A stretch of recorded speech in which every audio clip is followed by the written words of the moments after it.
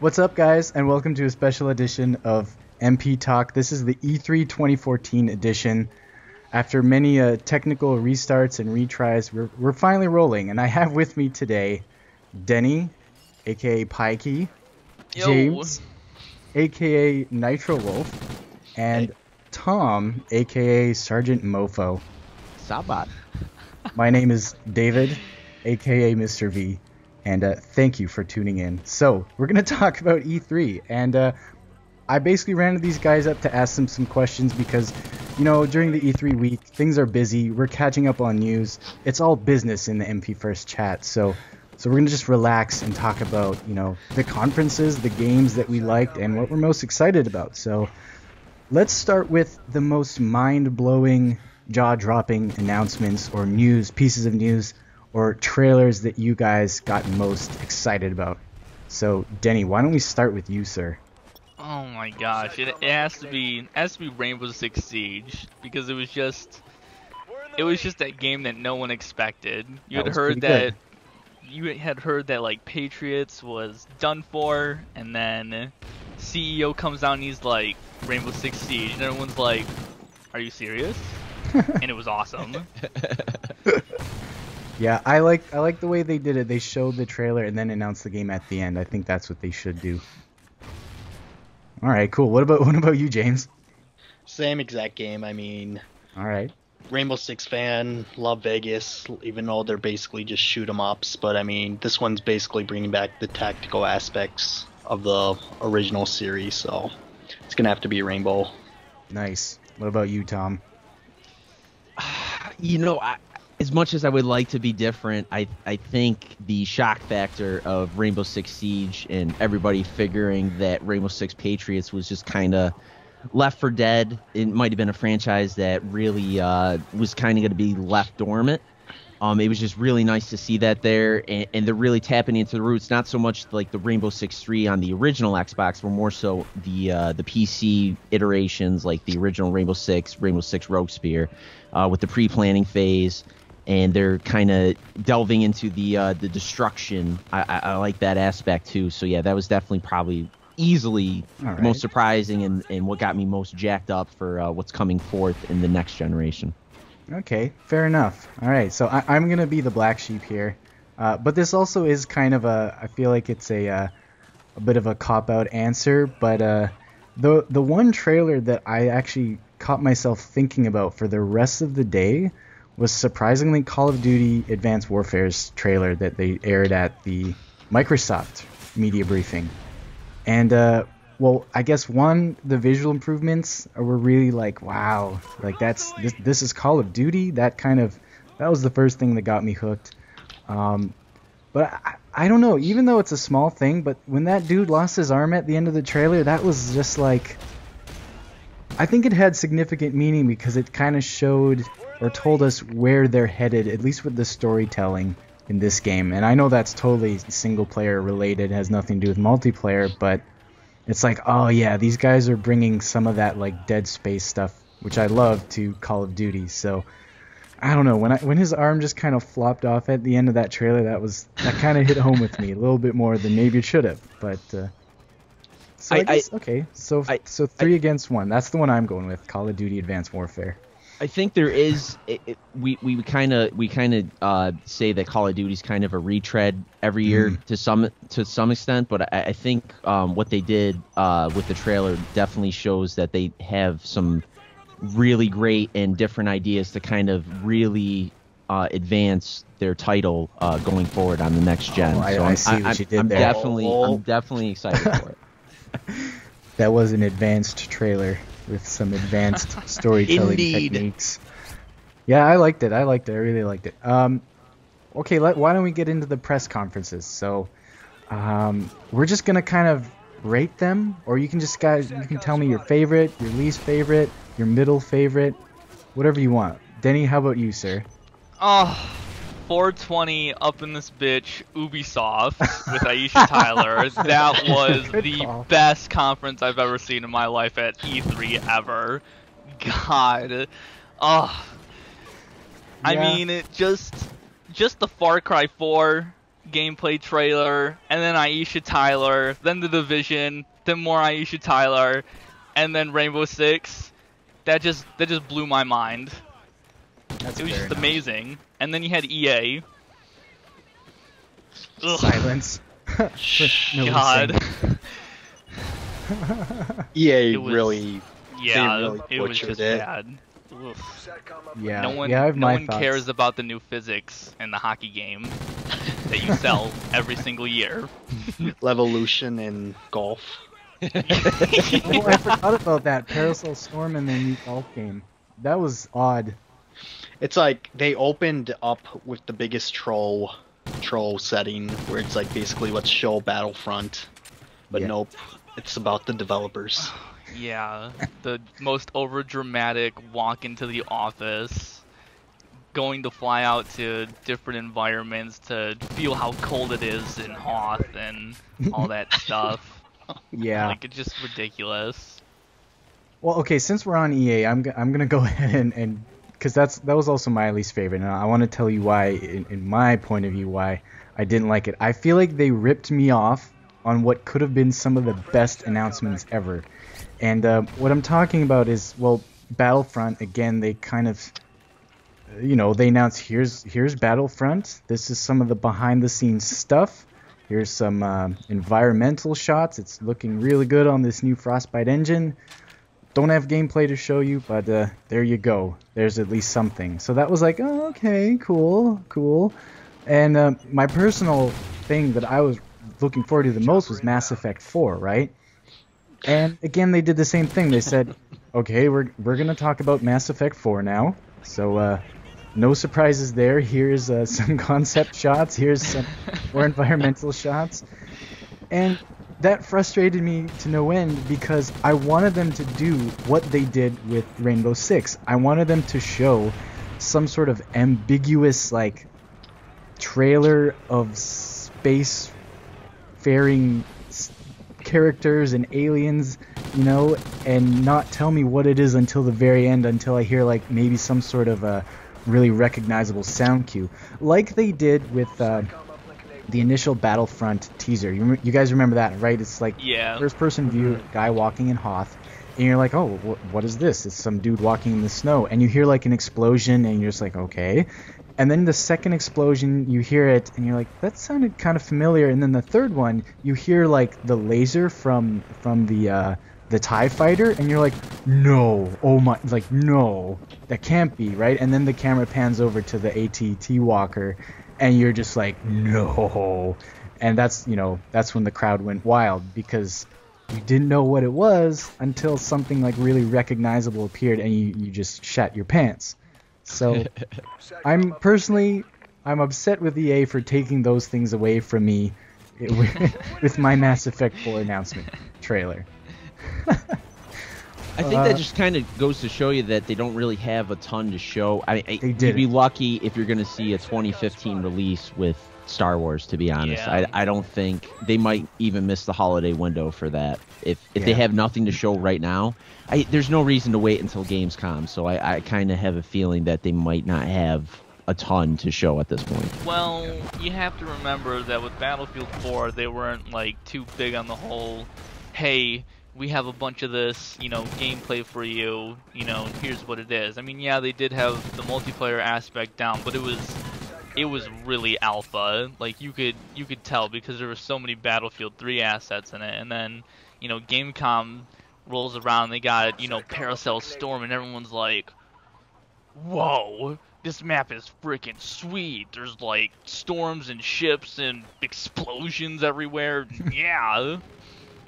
Right. What about you, James? What did you like? What was your positive conference experience? Ubisoft as well. Okay. Assassin's Creed especially. I mean, I like all the Assassin's Creed game, even the shitty Assassin's Creed 3 one. But I mean, the multiplayer's never really been that huge, Mhm. and it makes sense for them to go co-op with the next one. Yeah. It's what people want in an Assassin's Creed game. It really worked in that trailer, and yeah, hopefully I think that will work at launch too. It looks pretty cool. Same That was thing actually with, one of the yeah, same thing with Far Cry 4. I mean, even Right. the co-op in that looks like it's going to work wonders. Yeah, this whole seamless like in and out multiplayer thing seems to really be catching on. I want to know is if you do have co-op in Assassin's Creed Unity, is it like you have to invite your friends in, or can they just join? And if they do join, can they just like go off in their own, you know, tangent, you know, and go play missions by themselves, and then, you know, Kind of like if a the mission, four-player MMO type game. yeah, like that. I doubt they would do that, but I mean, yeah, it's too early to tell. What about you, Tom? Favorite, least favorite? You know, I think just for the aspect that Microsoft regained focus in the gaming division, they focused a lot last year on the Kinect as well as the TV aspect of the console, and they didn't really touch on the games too much. I'm a huge Halo fan, so it was great hearing about the Master Chief Collection, and it was great hearing about Halo 5. But in terms of original IPs, there wasn't too much that they had going on. Obviously, Sunset Overdrive is probably their big original that was being announced. But it was good that they retooled their focus, and it's good to just see that they're focusing on games as opposed to other aspects of multimedia. Totally. All hail Phil Spencer. Yeah, no, I agree. For me, Ubisoft was definitely the most entertaining, and I'd say probably in terms of how press conferences go, they took the #1 spot. But I was really happy with Microsoft's new direction. Sony, I think, killed it with announcements. They by far had probably the best announcements, despite their conference kind of dragging on with a couple of other like things that they could have left out, maybe for non-E3 stuff. PS Vita, TV, stuff like that. Yeah, I mean that stuff's really cool, but it didn't really need to be at E3, I guess. But my biggest sort of gripe with Sony, like, I liked how Microsoft, you know, like Tom said, they took a very games approach, and their conference was all about, you know, here are the games coming to Xbox One, and thank you for like giving us your feedback. And you know, it was overall very positive. Phil Spencer opened with, I think his second sentence, he even mentioned like, you know, Ubisoft and Sony. He's like, you know, E3 is a great time for our friends at Sony, our friends at Ubisoft, something like that, I recall. And then, you know, Sony comes on, and they were just all about bashing the Xbox. And my fanboyism aside, I was just like, that's not cool. Like, you guys are kicking the Xbox One's ass right now.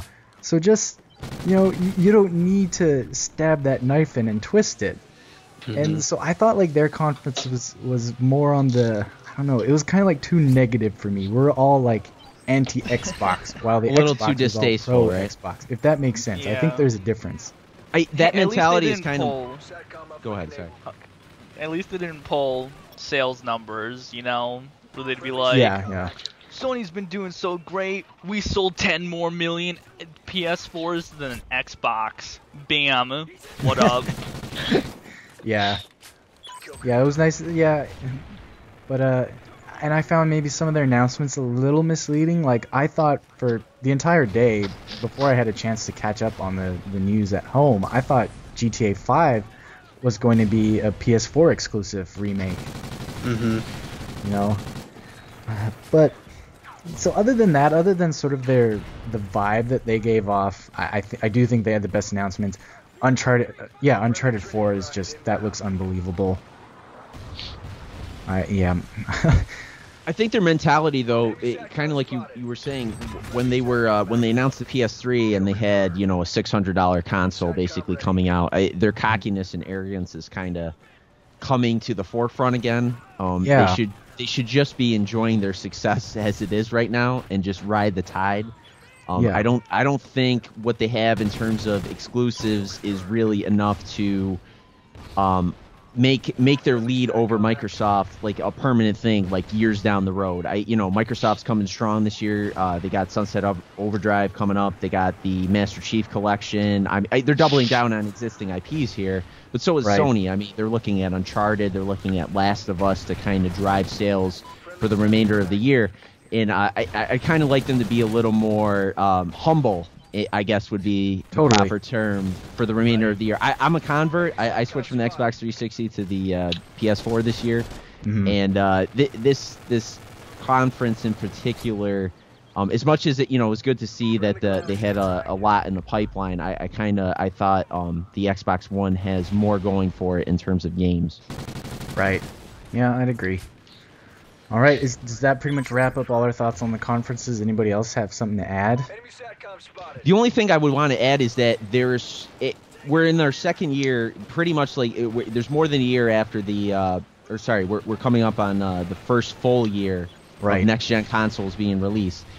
And I kind of felt like, at least when the Xbox 360 and the PS3 were out, that there were new IPs to kind of get you excited, like new experiences to get you going, like a Gears of War announcement or something along those lines to get you excited for the future.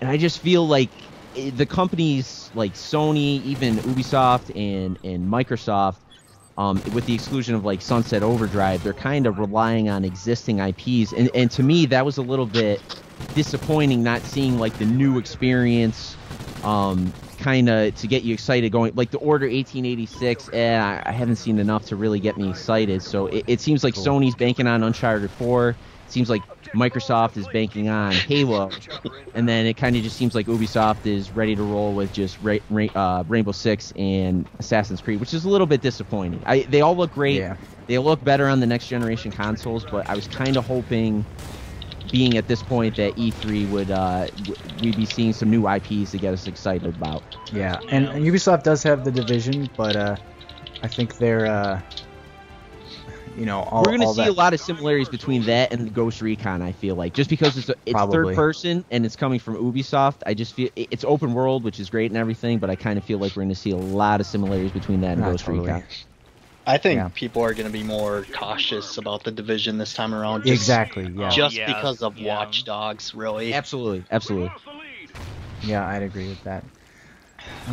Well, okay, cool. Go ahead. It's just disappointing that, they were like, hey, we got these new consoles, and then they're basically showing off old games and stuff, and next generation games don't start really until like 2015, and that's like a whole year away, basically. That is a very sad realization, but that's kind of what I came to after the conclusion of E3. Don't get me wrong, I don't want to breach into other topics, but for the most part, the rest of the year, we're pretty much looking at sequels. That's pretty much what we have to get excited about. Yeah. Oh, well, thank you. That was a perfect segue, Tom. Thank you. What are you guys most excited about into this next year? So now that we're all caught up on the news, we've seen all the trailers, we've seen all the post E3 news. What are you personally most looking forward to in the coming year? Let's start with Denny. We're gonna go with you, sir. Halo Master Chief Collection. I mean, Ubisoft killed it with Rainbow Six Siege and stuff like that, but then, before that, Microsoft was like, blah, blah, blah, games, Sunset Overdrive, blah, blah, blah, this and that, Fable Legends, and then they were like, yeah, you know about that Halo Master Chief Collection that was rumored last week? Well, it's real, and it's 1080p, 60 FPS, every single game that has the Master Chief in it. Also, Halo 2 multiplayer, redone, bam. And it was and just Halo like, 5 beta. Yeah, and it was just like they just dropped the mic. They just dropped the mic and killed it. And that's like the biggest thing, because everybody was wondering, well, what's going to be in the Master Chief Collection? And I mean, it has the PC maps, the original console maps, and it also runs on the original engines of each game plus updated ones. And I mean, that's just in a $60 little bundle that's not like overpriced or anything. Like, that's insane. And that that just got me so hyped because I was like, Halo 2 untouched multiplayer. That's gonna be broken, but it's gonna be fun as hell. Yeah, that's true. Fair enough. That's definitely fair enough. What about you, James? I mean, for this year or for next? This year or next. You can pick a couple things if you want, man. Oh yeah, then yeah, I got a few. Destiny definitely sold me on that alpha. I mean, awesome. Everything about it just feels right. There's so little content in the alpha, but it's alpha obviously. But I mean, it just feels right. I used to play Halo back on PC, and it feels just like Halo with Borderlands mixed into it. Yeah. See what else? I got Uncharted next year, and then Bloodborne, which a lot of people they're hyped up about it, but I mean, I don't think they really know what they're getting themselves into when they think about it. It's more of an original Dark or Demon Souls hardcore game-ish type. Yeah. So I much preferred the sort of leaked footage of that game than the trailer that they showed. Agreed. Yeah. That trailer was fun, but I mean, everyone wanted to see the gameplay. That gameplay trailer did leak, which we do have on the site up right now. But otherwise, yeah. Yeah. I thought the gameplay was a little. It just looks. It gives off a different vibe than what the trailer does. I thought the trailer was just some kind of like crazy fantasy thing. Yeah. Okay, that's cool. Did you Uncharted? Yeah, you listed Uncharted. I'm sure you're excited about that too. Yeah, of course. I'm a little bit worried about the multiplayer just because when you look at the past two multiplayer of the titles, Uncharted 2 had a great multiplayer, but anytime Naughty Dog patches their games, they destroy it. Oh, really? Even with The Last of Us, it was perfect at launch, but you play it now and there's just networking issues everywhere. Oh, that blows. Yeah, but oh well. Don't patch your games, Naughty Dog.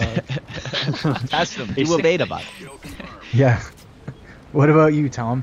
What are you looking forward to the rest of this year and next year? Oh man, this is tough. I hear what everybody else is saying. Bloodborne and titles like The Division, and we're talking about Rainbow Six, and I just think about what Ubisoft did in terms of how they hyped Watch Dogs, in terms of the visual representation, and how the final product really didn't match up to it.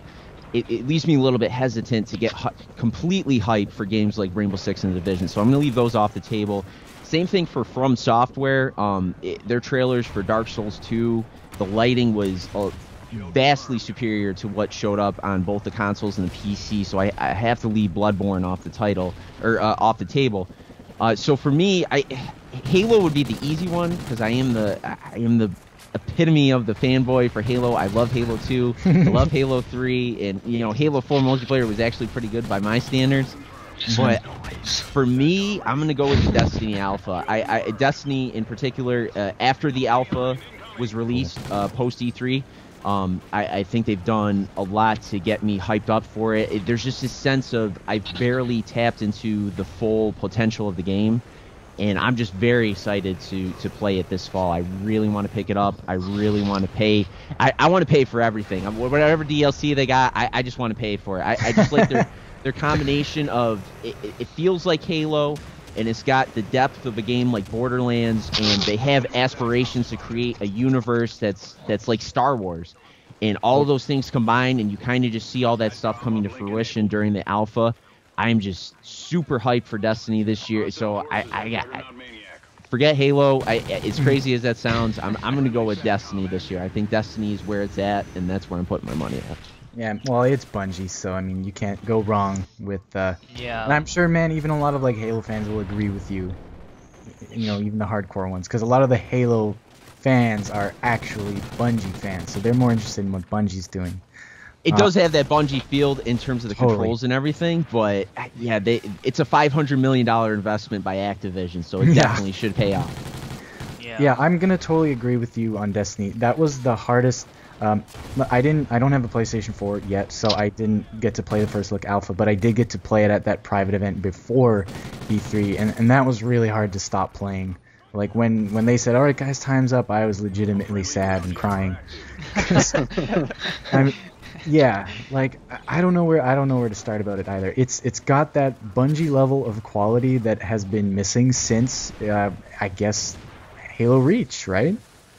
Right. Yeah, that was the last time they were involved with the series. And on top of that, I'm a heavy Call of Duty player, so I'm cool with the whole aiming down sight thing. I'm cool with the game modes like I think they called it Capture, which is basically domination. And it's the first game that is doing what Call of Duty does, like is adding elements of Call of Duty into their game, but is doing it really, really well, and it just fits perfectly. Because what I really loved about the game, especially in the competitive multiplayer, is that you could play it like Halo. You could never aim down sight, and I found that I had it was like a battle rifle type of weapon. It was the same sort of 3-round burst weapon, and I could just hip fire. Right? Yeah, I could just hip fire that, and I felt like I was playing Halo, especially with the jumps, and then having the double jump is just a natural fit, and that's kind of where we're going with all games now, is this whole double jump thing. The vehicles were nice. That was very Halo. There was one map. I'm sure you guys played it. First Light, right? There's the vehicles in there. And what else was I gonna say? I don't know. It's just they threw in these Call of Duty elements that I think actually fit, and I don't think they're like copping out by adding those elements. I think James, we talked about this in the chat. The mini map's really cool, right? Yeah, definitely. I mean, it doesn't give away your position at all. It just gives you a general location of where they'll be. And I think it's a step up from even Halo. Even Halo, you see the little dots, so you kind of know where they are. So yeah, I'm excited for that. I'm totally excited for the Master Chief Collection, as well as the Halo 5 beta. That's kind of a given, because that's I got an Xbox One, and I still do love Halo, so I'm excited for all that. One thing I was actually kind of, throughout my stay at E3, I got a little bit more excited for near the end was Forza Horizon 2, and that's because I was really interested in Drive Club for the PlayStation 4, and when they showed that off, I was totally jealous. I'm like, oh man, I want like a nice open world racing game that it just has really nice visuals. And I don't even think it's open world Drive Club. Okay, well yeah, you're right, but it goes like all over the world, I guess. I mean, based on their decision to go 1080p and 30 frames per second means they're going for big environments, they're going for beautiful visuals, right? Because if they were going to do like this sort of closed track thing like Forza 5, then they would easily go to 60 frames per second. So I was really glad that Microsoft announced Forza Horizon 2 and showed that off at E3. I got to play it as well at the Xbox One booth, and it's a beautiful looking game. Like it looks gorgeous. You can go anywhere you want in it. I don't know. There's something just very appealing. Oh, and the setting for me, the sort of south of France, northern Italy type setting, for me really kind of hits home. Did you race it all? Yeah, I did. Is that closed track then? No, it's actually the race itself. It takes you through it takes you off road and through this open field, and you like crash through hay barrels and things like that. So, but no, we couldn't do any free roaming in that demo that we got to play. I guess my biggest beef with that is like you said, if they were gonna do closed track, it'd have to be 60 FPS. But the thing is that last time they had Forza Horizon, they did have closed tracks and stuff like that. It was like they had off-roading and then you could, go off and explore the world. But the thing is that, like, if you're gonna have these racing games, you're gonna have to have 60 FPS when you are racing. I mean, that's just how I feel about it. It's great that you have 1080p visuals and you can drive around in free roam and all that stuff. But I mean, when you get down to it and you want to race, I mean, you really have to really switch up the frame rate to get into that feel. Yeah, I'd agree. It felt okay to me. I think that it would really feel jarring though if let's say I played Call of Duty before, or even Forza 5 before that. which I didn't get a chance to play there. They had the Nuremberg track up for play, but I didn't get to play that. But if you maybe went from like 60 down to 30, it'd probably feel pretty jarring. But just going there and playing it, it felt really good. So, anyways, that was kind of like a surprising thing that, like, I'm not huge into racing games, but when I saw Drive Club, I was like, oh man, I want a game like that for the Xbox. So I was, glad that they did announce Horizon 2. And then of course on top of that, I mean, Call of Duty and Battlefield are my bread and butter, so I'm excited about both upcoming games. God. I'm sure we could do a whole nother podcast on Hardline. We could probably do another 30-minute podcast on Hardline at this point. Totally. Both good and bad. I'm not saying anything. We're not implying anything.